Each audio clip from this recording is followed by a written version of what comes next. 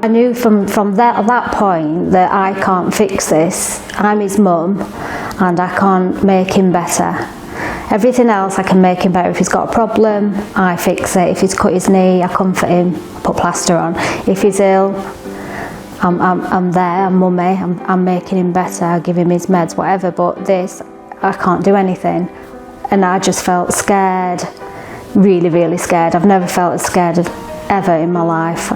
The fear of losing him, because you've been told your child has got cancer, it breaks you, and you change as a person instantly from that point on.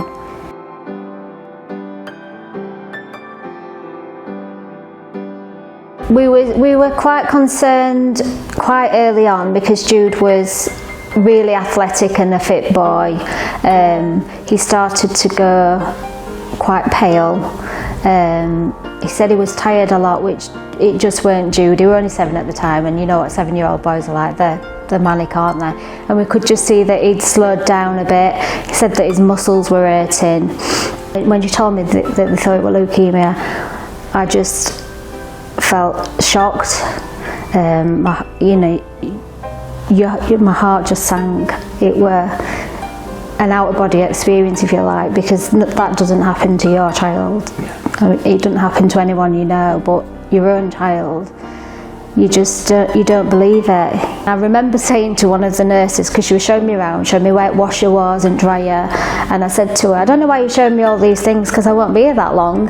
And she just looked, the way she looked at me, I could see that she thought, I feel really sorry for you, because she knew. And then when I saw the way that she looked at me, I thought, this is serious. And then that's when it hit me. Bizarrely, it hit me there and then in the laundry room. Jude's got cancer, and it broke me straight away. I just broke down.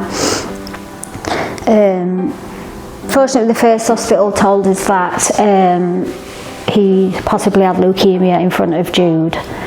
He did know about cancer, but we never said the C word until after the real diagnosis at Sheffield. So once we did explain to Jude that leukemia is cancer, he cried, and he said to me and his dad, am I going to die?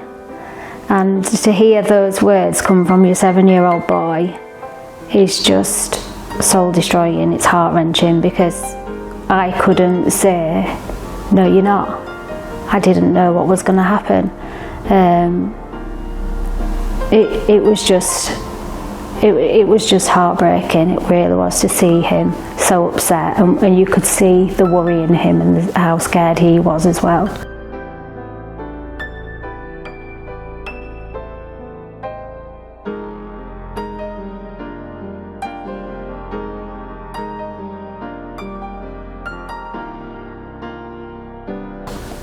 In our heads, we thought this is his last chance. There's nothing else we can try. This is his only hope, his only chance of life, really.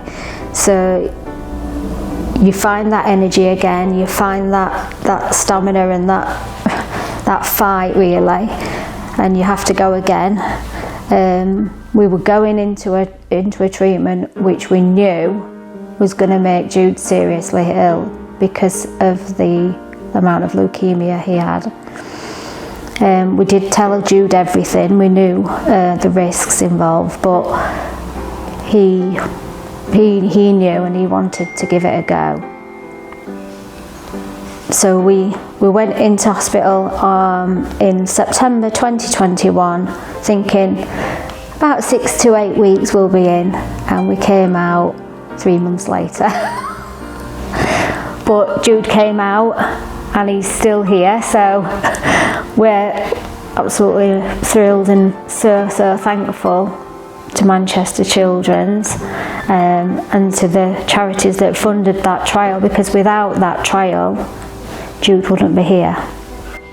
without, I mean, a lot of families, they're having to have that stress of having to fundraise to try and get a treatment. I can't imagine the stress that they are under. So to have that trial there, funded by charities, companies, is just, you're giving children lifelines, you're giving families hope to carry on being families. I mean, we really cannot thank everyone involved enough, because we've still got our little boy. It's so important that we continue to put money into trials and research, because we need to get better treatments for children, and just giving families hope